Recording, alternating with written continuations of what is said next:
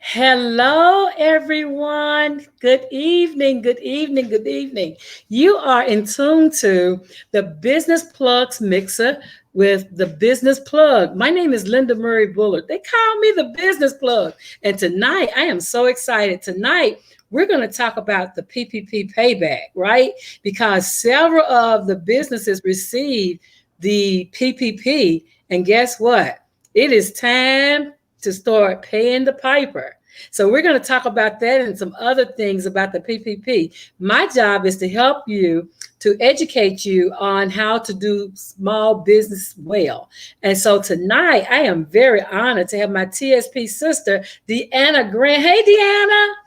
Hey, how you doing, Linda? What's going on? Doing good, doing good. So if you would introduce yourself so I don't butcher it, if you would introduce yourself and tell my audience who you are and what you do, and then we'll start having our conversation.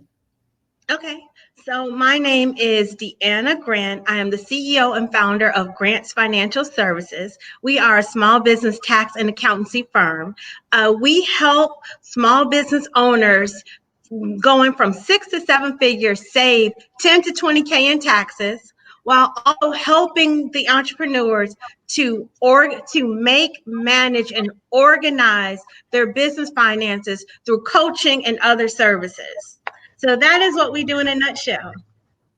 So, Well, that is just wonderful. I am now trying to make sure my social media has yeah. both of us attached to it Okay. because I want to make sure that your people, as well as my people, get to see us all on because this is going to be if you are a small business owner who received the PPP, if you are a small business owner who had received any of the federal benefits for your business, then this conversation, you're going to want to pull up a seat.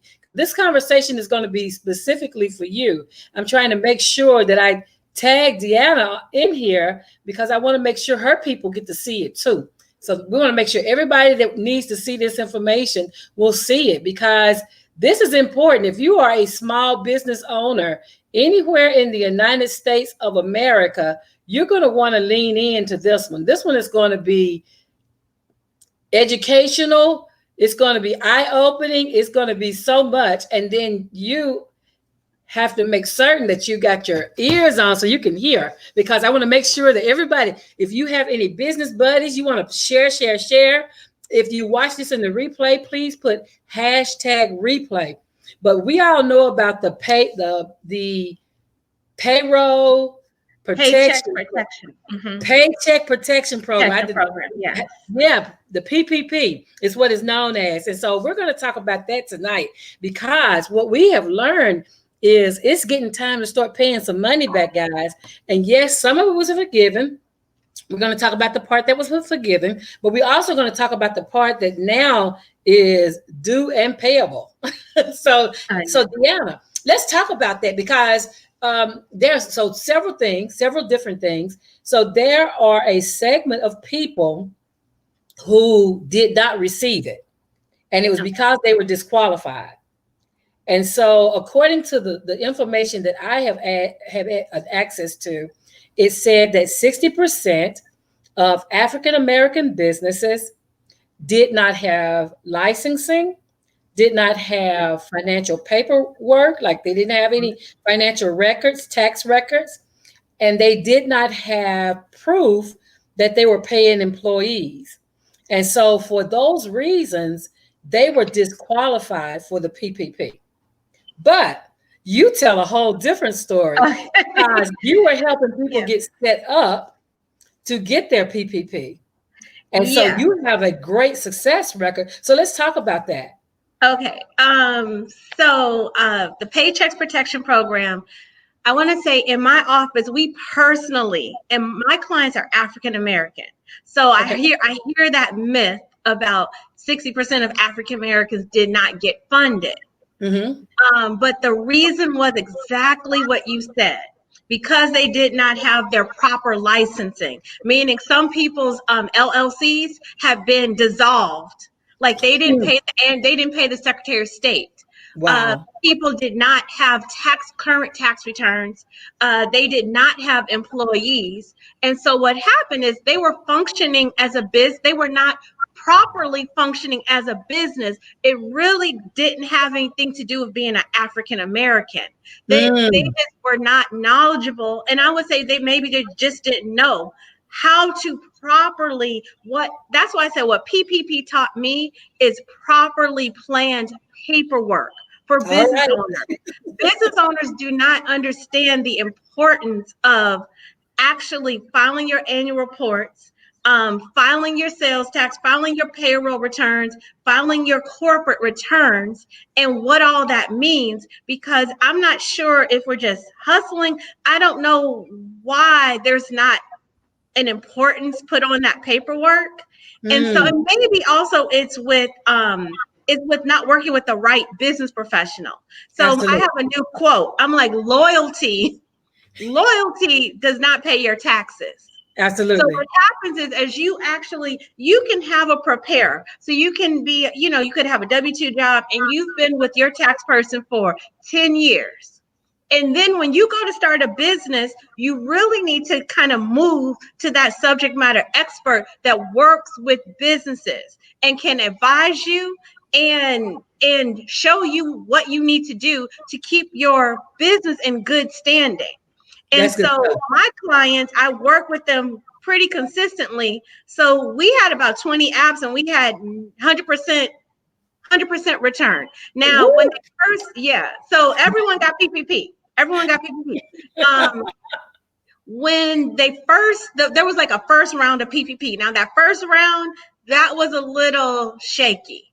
And I Yeah. think it was like Shake Shack and Ruth Chris got money. So a lot of the like big corporations were allocated that funding. But when Yeah. they opened it up the second time, at that point it was paperwork, not prejudice. Yes. Yeah, Yes. it was not prejudice, it was the lack of proper paperwork. So it's just something that we need to value as a business owner.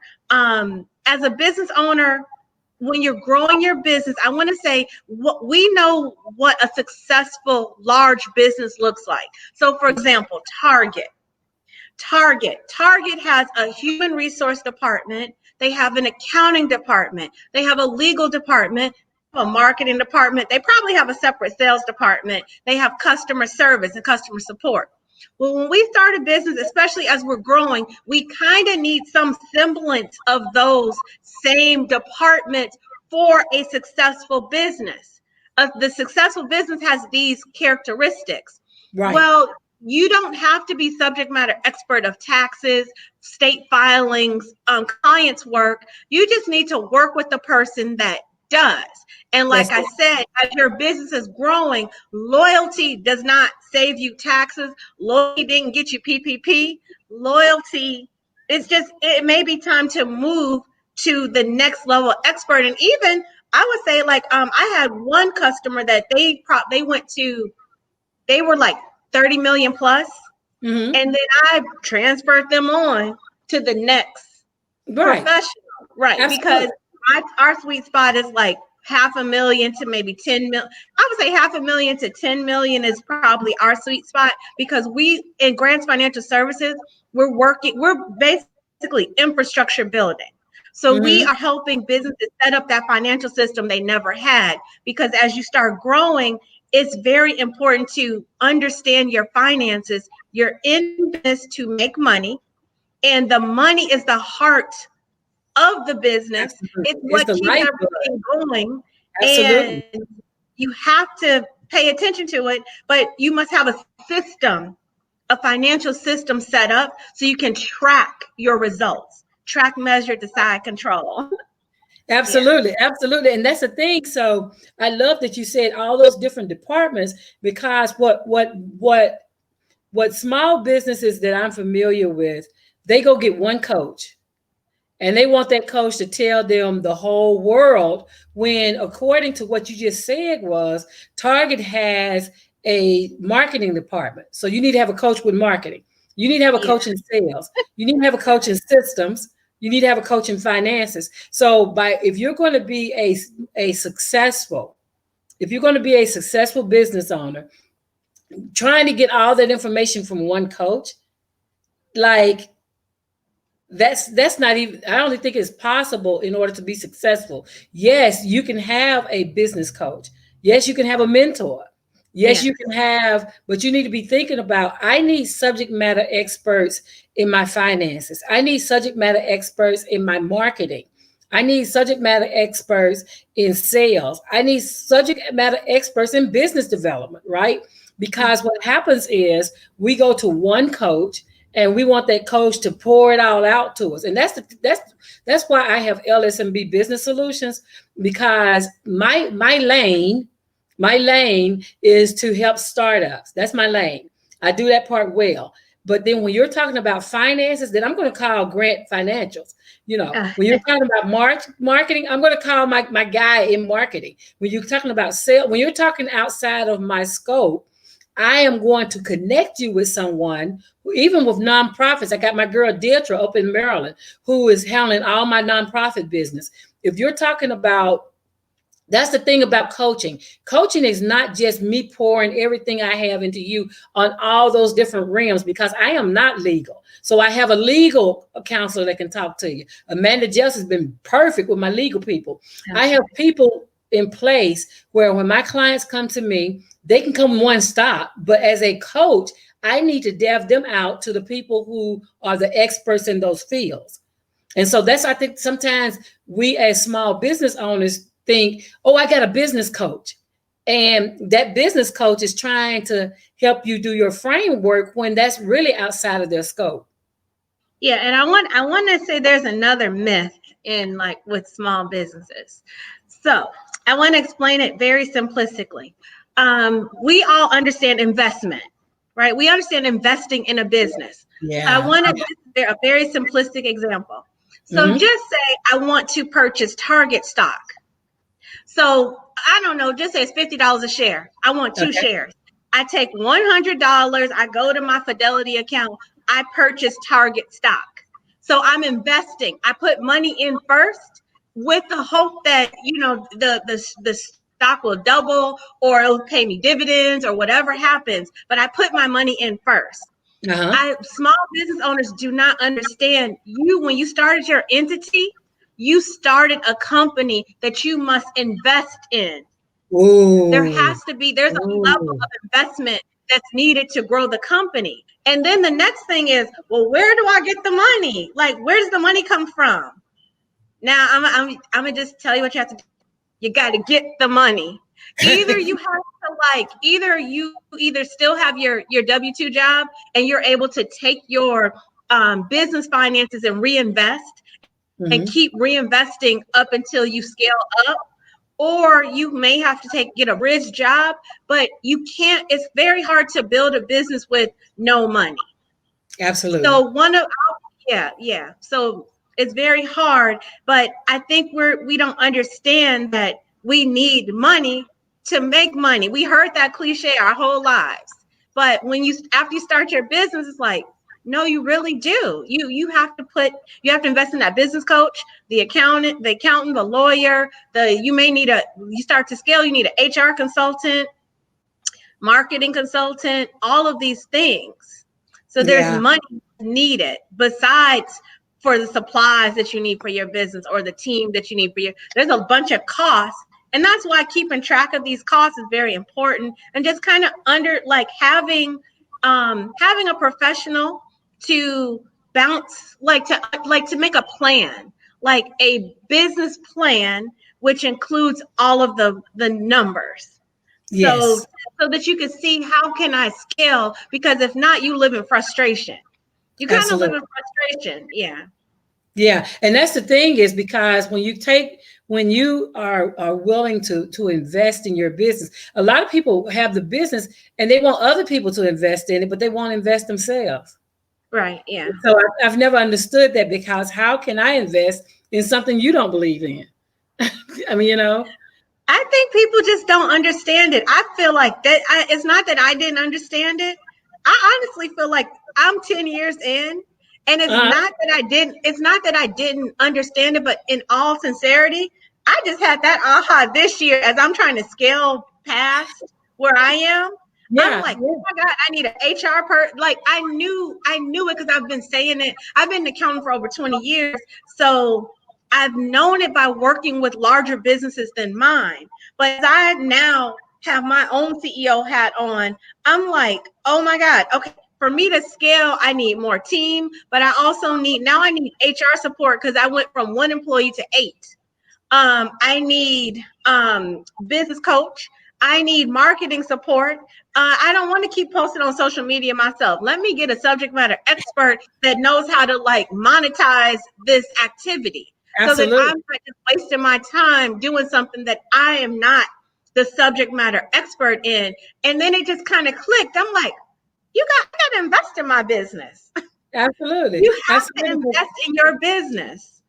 It's a difference in Yeah. doing because they're in that. I was trying to think of the book that we read in the group, and it talked about $10 activities. It talked about $1,000 activities. It talked about ten Oh, I know thousand what dollars. you're talking about. Yeah, Yeah. CEO responsibilities are in that $10,000 activities, and so if we're doing posting, which is a $10 job, if we're doing posting, then we're scaling our business down. We're using up valuable time that we should be making doing the MMA, the money making activities at the uh, CEO realm. We're doing them down here and losing time and losing dollars. So when we Yes. talk about how to pay it, first of all, we have to be smart in the things we do and do the money making activities before we do these other things. Yeah. So it's just understanding what makes money and what doesn't. No, that's true. That's true. Yeah. Um, I know we were talking about PPP. So PPP, after your loan was approved, I'm not sure, a lot of loans were approved like April and May. You actually have 10 months before you have to submit or remit your application for forgiveness. I don't know. Some of my clients are with Chase Bank, but what I want to say is some of the banks are starting now to take the forgiveness application. So there's Ah, two applications. There's an easy form, and then there's 30. I think it's form number 3508, and it's a forgiveness application form, and it's form 3508 easy, and then there's the regular 3508. I believe the difference between the easy and the long form is if you did not lose employees over the whatever the period that you had the uh-huh. loan, then you can fill out the easy form. Like if Okay. you got the Paycheck Protection Program loan and then you lost employees or some employees, like you didn't have the same number of full-time employees that you said you would have from the Mm-hmm. onset of the loan, then you'll have to fill out the longer application. There Mm-hmm. is paperwork support that needs to go along with this application when you remit it. You have it, your payroll records. You need to submit your rent and utility records because those were the things that if you present your records, meaning like the cancel checks and then the payroll records, which are 941s, 941s basically. And maybe, I'm not sure if that's check register, but basically 941s, which are payroll tax returns. Those Okay. are quarterly payroll tax returns. And just proof that you paid rent, proof that you pay your utilities, and you have to like submit this in a package. Plus, you fill out the 3508 EZ is like 2-page form. You fill that Mm-hmm. out and you have to submit it to the bank that you got the loan for. Because if you do not fill out the forgiveness form, then it goes from being free money to you have to pay it back. And Yeah. so I have some concern because I know it's been in the media, so I'm just trying to like get a little juicy with the conversation. But there's a couple people who've been like on fraud case. Like Wow. there was this NFL ball player last week, and he got Mm. charged for PPP fraud. He got $1 million of PPP money. And then he went out. But what people don't understand, this is federal money. So the money that's in your bank account, they're watching you, Absolutely. unfortunately. you didn't get like a private investor loan. You actually got federal funds, and they are watching your bank account. So then he got charged on fraud because the first he went out and bought jewelry, Rolls Royce, all type of luxury purchases, but that money was supposed to be spent on the business for staff, rent, utilities, not for balling out. And Absolutely. yeah, and I know we were kind of having that our little sidebar conversation on why do people, when they get a lot of money, why is the first thing they do is ball out versus, I Right. don't know, reinvestment. There was so many other things he could have done with that money, but now he's going to get a fraud. I think he's going to get indicted. Yeah. Yeah. Yeah. Yeah. And see, that's the thing. I mean, but that's the thing is the money, and that's what, because I teach about grants as well, right? Always use the money for the purpose it was intended. So Yeah. if they intended for you to, if it was unrestricted, that's one thing, right? Unrestricted means still has some restrictions on it though, because if it's a business loan, then it's for business. It's not the ball out on, it's for business. But those loans were restrictive. They were to help you to continue your business during this dire health emergency. Yeah. So if you did anything other than that, then you are incompliant with the paperwork that you swore by signature that you would uphold. So that puts you at risk. Like that puts your business at risk. That puts your personal assets at risk. It's not worth it. I mean, just looking at if you had the employees and you were graceful enough to have all your paperwork and get all the information so that you can get the money, then why not be just as studious and do what it says you can do? Yeah. Yeah. That's just I don't know. So if you do not submit the forgiveness form and the supporting documents, then what's going to happen is this loan is going to be considered, it's going to be considered a loan versus it being free money. And I know I can't, because I work in an office in a professional environment. However, I actually have a tax firm where I deal with individual clients, but that's not really the point. The point is there was somebody negotiating these PPP loans on behalf of I wouldn't say innocent citizens. So I'm kind of concerned there's a lot of people that got PPP money. Like, I know the guy had that article that 60% of Black people didn't get it or something to that regard, but there are a lot of people that got the money that really weren't entitled to it. wow. And somebody was doing, you had to submit a Schedule C. Somebody submitting was like halfway fraudulently preparing these tax returns and helping people submit them to the government. I mean, to the PPP people, and then they were charging them like $1,000, $2,000. So my concern is for all these people that got these loans that really didn't. They just thought it was getting free money from the government. It's going to be payback time. I'm not sure if to me it's similar. I'm just going to be juicy again. Similar to, the earned income tax credit. So like people that have children every year, if your income is under like $18,000 a year, and I'm just paraphrasing because there's different rules, but if your income is $18,000 and under a year and you have like 2 or more children, then there's something the government calls earned income tax credit, and they give you money. So a lot of people at tax time get like $5,000 to $10,000 refund just for because it's a governmental stimulus program, in my opinion. So the government gives the lower end money to help stimulate the economy, because I feel like a lot of the lower income, they actually spend the money. They don't take it and save it or invest it. They spend it. So it stimulates the economy. But the point is, there's some people who borrow people's kids.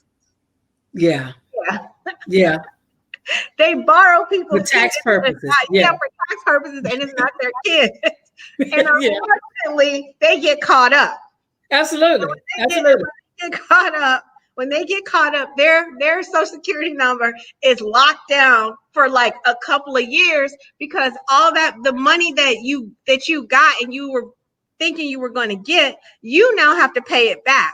I honestly think the government's going to do something like that with these PPP loans that people were not supposed to obtain. Yeah. I feel like they may like send you a letter to do an audit.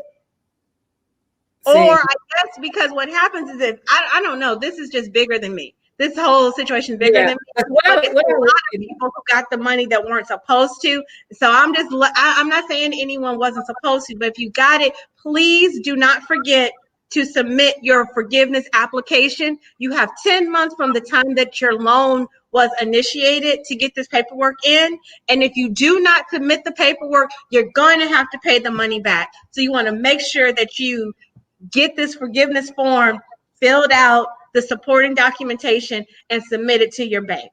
And so, speaking to that, people charging people $1,000 to $1,200 to falsify tax records for their businesses. Speaking to that,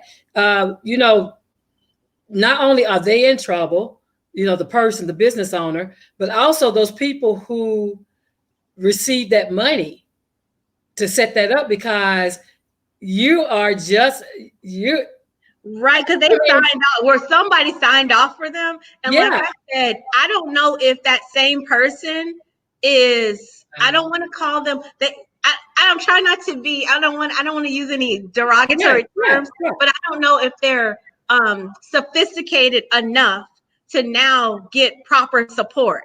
Like, I'm pretty sure they helped them get the loan with no guidance. So they didn't say, you know what, you don't need to make sure you pay your bills and with a cashier's check, or make sure that you take a disbursement and have a business bank account so you can do this, and this. I'm not sure if there was proper advice, and now it's time to pay the piper back. Absolutely. And so I don't know what. And do they have so with that $1,000 to $1,200 that they paid to get set up?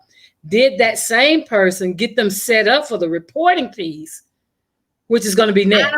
And this is not, because there are some people, there are some CPAs, accountants that actually handle the paperwork in their office, like we did. Then there's this person, and I don't know if they have a accounting practice, a tax practice, or anything.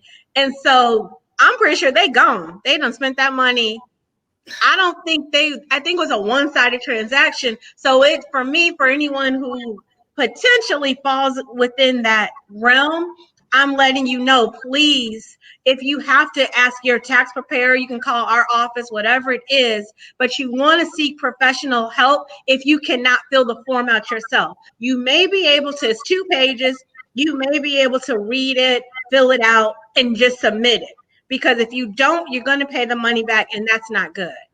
Yeah, and the thing about it is, what I imagine is, now that all the fraudulent people have gotten their $1,000 to $2,000 or whatever, now the onus is going to fall on the legitimate people to clean up the mess. Yeah. That's I don't know what's going to happen, because it's a lot of people that got money that got money. Yeah, it's a lot of people that got money. And so also, whatever tax return, because with the PPP, you could only get the PPP if you had profit in the business. Right. And if you submitted a Schedule C, the Schedule C has something called self-employment tax plus ordinary taxes. So what happened is, in order to get like a $20K loan, you had to have a profit about, I don't remember if it was 50,000, but you had to have a substantial profit. Maybe for a $20K loan, you had to have about an $80,000 profit. Well, I'm not sure if there's going to be an audit to now, because in order for you to have $80,000 profit, then you submitted your tax return, that means you're going to owe the IRS like it all connects. And that's, you really should have submitted that tax return you should turn your tax return in to the IRS. So I'm not sure if eventually that's going to be part of the process, proving that Schedule C that you gave them, where you said this is my taxes, and then did you actually file the tax return? Like, what happened? So I don't know. Because that's a whole nother layer of problems. Because if you didn't claim, like what I run into a lot is, from a business coach perspective, I run into businesses who have never filed taxes for their business. Oh, right? yes. They file personal taxes, right? They're sole proprietors. And so, sole proprietors, okay. But when I asked them, well, when did you file taxes, or do you have an EIN, or have you been filing tax? The answer is always no. I didn't do that, but I'm gonna start next year. I didn't do. I get that answer. Yeah, I get that answer so much. So if you got a PPP for your business and you had to submit tax documents saying that you had these expenses, but according to your tax return for that said year, 2019, 2018, whichever one you used, if you didn't file a business tax return, or you didn't include it in your tax return that you filed, then that's going to set up a whole nother catastrophic way where, for even on your personal taxes, if you're a sole proprietor, you're going to be, wow. There's a potentiality for that. Yeah. Because if the SBA and the IRS talk, because it's all governmental agencies, there's a potentiality for them to audit you. Now, I'm not sure if, I know things are moving fast, and I could see them not worrying about low-hanging fruit. Like, some of these loans were a smaller amount, but I know for sure these people that have gotten these $1 million loans, I keep seeing there's been 49 fraud cases already. So they're like prosecuting at least 49 people, and I don't have any other words. There also was another loan that I wanted to talk about, which was the economic injury disaster loan, the EIDL loan. Yeah. And that had like a grant for, you got $1,000 per employee. So the grant part it's free and you didn't have to pay it back. But then a lot of business owners got, I don't know, some people got $36,000 loan. Some people got $150,000 loan. So the good thing is businesses need money to sustain, and we needed it before COVID. So the fact that because in before 2020, in order to get like an SBA loan, you had to basically give your firstborn, unborn child to the SBA before you could even get a consideration. It was a months at a time process. Now, through COVID, I don't know, some sort of way, they just were approving. I know, left and right. I know. And that's the thing, because I've known people that put their houses up for SBA loans. Yeah. I mean, so it was you still had pretty strict. You still had to like submit that you would, like, your business equipment, you had to, there was like a 12-page loan document. So you still had to submit that there would be some collateral. Like, if you didn't pay, if you defaulted on loan, then there's some sort of collateral that can come after. But they didn't make you prove the collateral. It was so, but my point is, now T.I., he's the rapper. He's on like Instagram, which I do understand his sentiment. I understand what he's trying to say. So he's like now trying to tell people, hey, I see y'all on Instagram basically balling out. I see everyone got new cars, new shoes, new Gucci, new all this. But really, you need to take that money and invest it in some real estate. Now, I understand what he's saying, but part of that loan doc, the 12-page loan doc, you are not supposed to take that money and invest it in property, because it was a working capital loan. So you're supposed to utilize it in your business. Now, I got a trick. I don't want to call it a trick. I want to call it strategy. I have a strategy for business owners. Now, they didn't say there's no control over what you do with your profit. So you could take the money, use it for working capital, which is to pay for operations. So your staff, your rent, your utilities, your marketing. If you need professional consulting services, that was a viable way to utilize the funds. You could, because working capital, you could use it for your inventory. It's a working capital loan. Mm-hmm. But what I would do is, I do believe that we should invest our money. I do believe that we should not just have one business, but also invest our money and have retirement. So I think that the business should make a profit, and then you take your profit and then buy the real estate. But you Mm-hmm. cannot take that SBA loan money and buy real estate. It's not for that. So I don't think TI knows that, but because it says it on the loan doc. Yeah. It says it on the loan doc. Yeah. I think that is But a he's saying a be case smart of with getting, your money. He's right. That's saying a case of getting be good smart with money. Yeah. that's a case of getting good advice with bad. I mean, good intention with bad advice. Good intentions with bad advice. Bad advice. So yeah. And that's the thing. So let's talk about, because when you're talking about um, what people are doing, like the trends that people are doing to circumvent having one profitable business. Now they're doing multiple EINs, multiple businesses, none of them profitable, but just so they can say, I have 6 businesses, or I am a serial entrepreneur. I own the hair salon, the shoe store, the tire store. Over here, we got the grocery store. Like, That seems to be the new thing. So, like, one thing I do in my office, I do like these consults, kind of like know your numbers consultation, and that is the new thing where people, I get it, where people, they're like, I'm going to be a serialpreneur. They're like, I'm going to be a serialpreneur, and I'm going to have multiple streams of income. I'm like, okay. And they go out and they go to the Secretary of State and they register 5 businesses. So they have, like you said, they got the grocery store, they got a boutique, they got a real estate entity, they have a consulting company.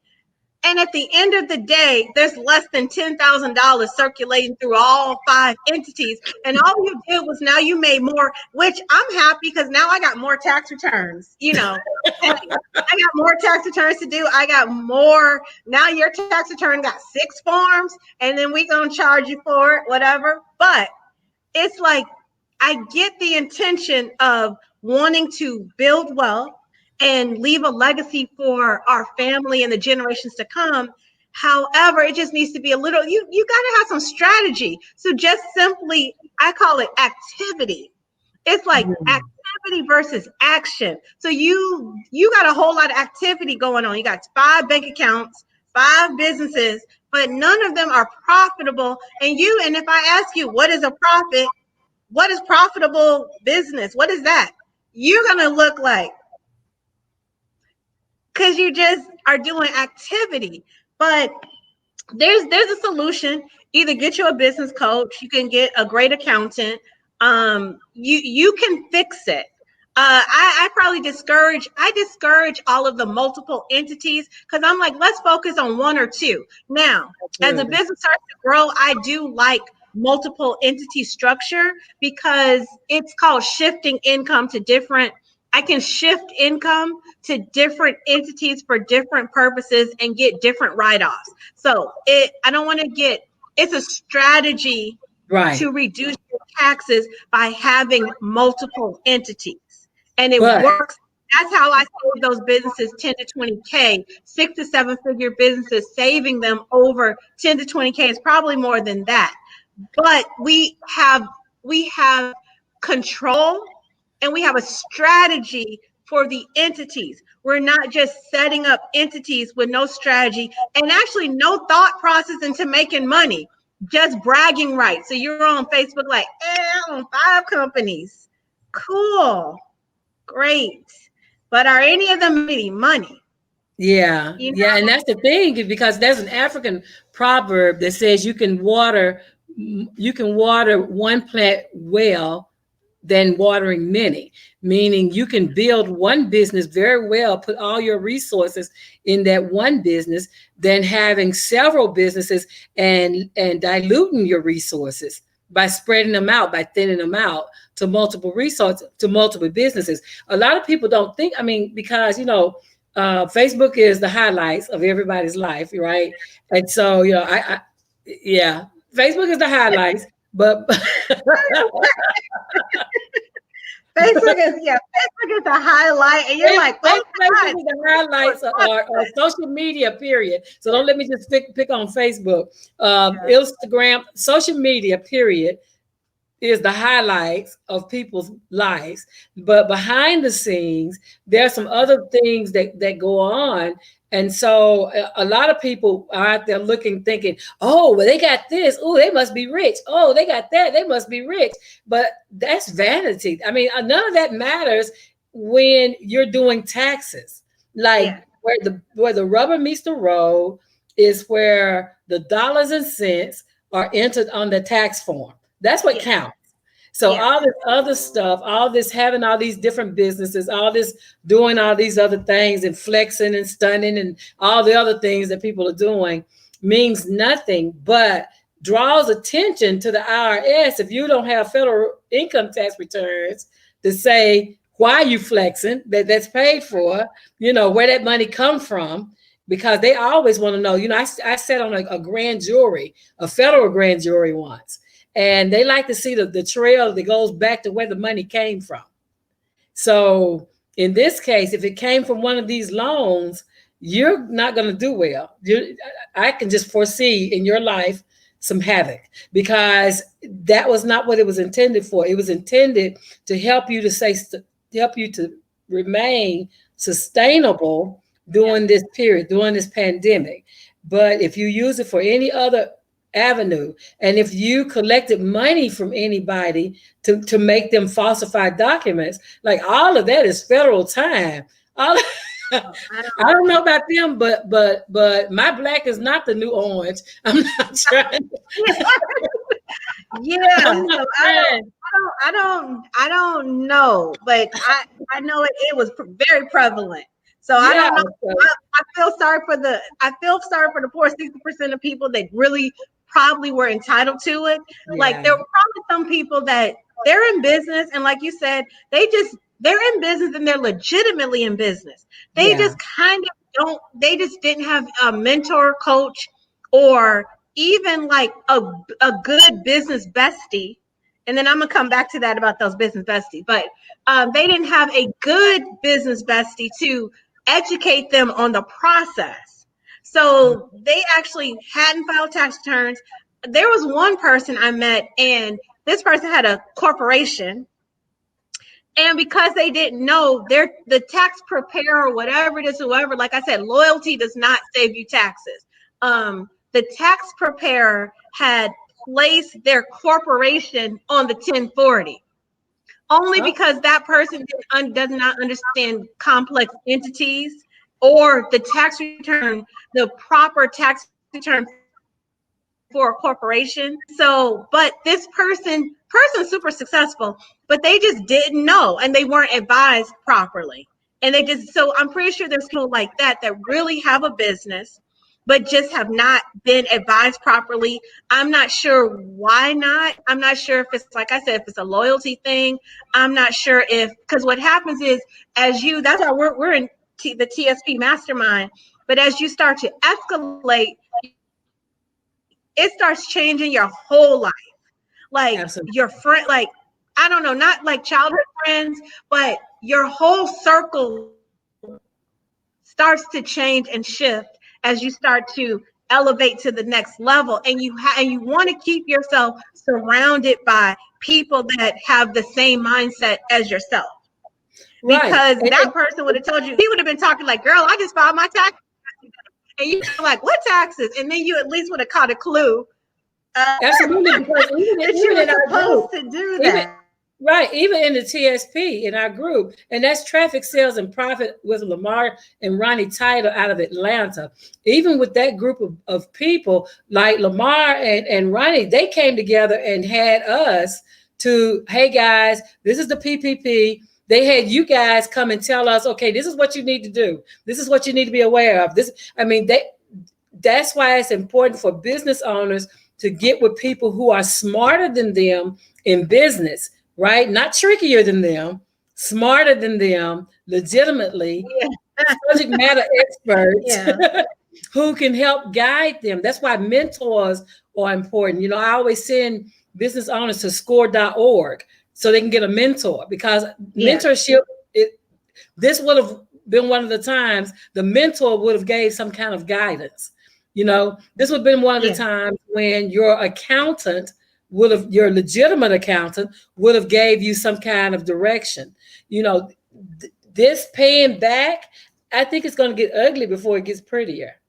I mean, I think it may get ugly. This may get ugly. This is going to have some news stories out there. Yeah. It's going to have some news stories, but I at least be smart enough to try. The form is 3508. Please be smart enough to submit your documentation so you do not have to pay that loan money back. And like I said, I would get a legitimate consult from an accountant or CPA firm or somebody that actually could maybe help you, help guide you through the paperwork and the forgiveness submittal process. Right. Whoever was that first time on the streets, I don't know if I would fool with them, because you're going to end up, whatever that money you got, you're going to end up owing it back. And then let's not talk about those taxes that you could potentially falsified.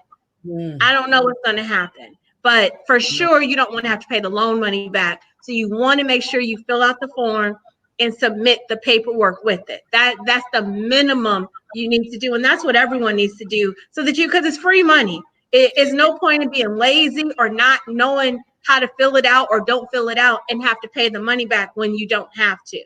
Not that way. I just foresee that they require the businesses to have an audit and then send those audits in. I don't know, because I feel like so many Americans. Yeah, because they're going after the big ones. Those big ones they're going after for sure. Yeah. But I just foresee them making sure that an independent audit is done of that money. Like, somebody's going to have to audit that money, whether it be the federal government or whether it be they're looking at those bank accounts. They are in those bank accounts. You got that money in Chase? They are looking at your Chase account. I'm sorry to say.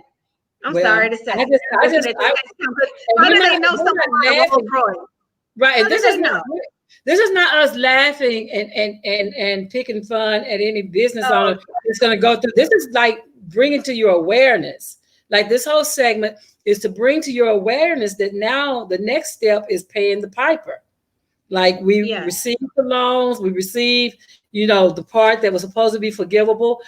It's time now to get your paperwork together so that you can start making documentation. Like, if you haven't already, because you already actually have, whoever set your paperwork up for getting the loan should have also instructed you on being your bookkeeper or accountant or somebody to help you do the paperwork that was coming behind that. Because if you paid $7,000, $700,000, whatever you paid out for this person to get your paperwork ready to get this loan, part two is now you need to go back and say, hey, I need my reporting. Like, that should be part of the package. I'm just saying.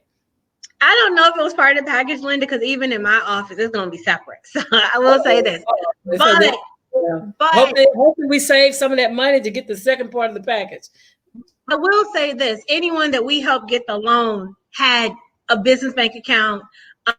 We instructed them. A lot of my clients, they actually signed up for like a payroll service. So they went ahead and signed up for a payroll service, so they're going to be good. But so the consult around after you getting the loan, the consult on the paperwork was given at the time. However, if someone helped with that forgiveness form and paperwork, it is going to be separate. But we did, once someone got the loan, we also instruct them on what they needed to do to make sure to get prepared for forgiveness. Okay. And that's what I hope these other people received as well. Because now I'm not sure, like some of them are self-employed. So the self-employed form has and I actually need to review this a little bit more. So I have to paraphrase for now. But the self-employed version, you did not have to have payroll. So you did not have to have 941 forms, which are quarterly payroll tax forms. There is a calculation and there's just a set amount that's going to be forgiven. Like there's a calculation. So there's a set amount, but part of it was 60% for payroll and 40% for like rent and utilities. But I feel like people just have paperwork, and I feel like I just want whoever got the loan to at least, like, you're going to have to pull your cashier's checks, your pay your utility companies off the bank statements so you can submit this paper. You have to submit paperwork to get forgiveness. It's not automatic forgiveness. You need to go through the bank statements, highlight, and then you put the pack together, get that loan form, the forgiveness form, and then send it in. Yeah. And that's the thing, is to make sure, like, if you're in business, it doesn't matter where you are in the United States. If you receive the PPP, this is going to be relevant to you, so that now that it's time to pay the piper, that you're able to submit your records to show what you did with the money, where the money went, and how you've been faring as a business up until now. That information is needed. And so we came on tonight to sound the alarm, to tell you to get ready, to have you to get prepared, because the audits and the second part of this ride begins now. And so you want to make sure that you're in a good setting. My name is Linda Murray Bullard. They call me the business plug. And so tonight we came on with talking about the PPP payback and giving you advice on how you can win in the end by submitting the information that they have coming. So DeAnna, if you'll give them your parting remarks and hold on, then we'll close out. Okay, I'm thinking about that James Brown song, like the big payback. My name is DeAnna Grant, owner of Grant's Financial Services. I want to say that the lesson in the Paycheck Protection Program is proper planned paperwork, and this includes when it's time to submit for the forgiveness. So please get your paperwork together so that you could submit. It's Form 3508. There's an easy form and there's a long form. Please get your paperwork and supporting documents together, because I do not want you to have to pay. It was free money. If you have paperwork, please submit your paperwork, and you should choose the right professional for the level of business that you're moving towards. So part of that decision is maybe having someone who has already worked with business owners. So you want to interview them. You kind of want to interview them just like you would interview an employee. And you want to say, have you ever worked with business owners before? How much experience do you have doing this? Because loyalty does not save you taxes. Loyalty does not keep your paperwork for your business in order properly. That's my closeout. Wonderful. Sounds good to me. So if you'll hold on, you guys will see you next week, 7:00, for the Business Plugs Mixer. I'm Linda Murray Bullard. They call me the Business Plug. I'm signing off now. You guys have a great week.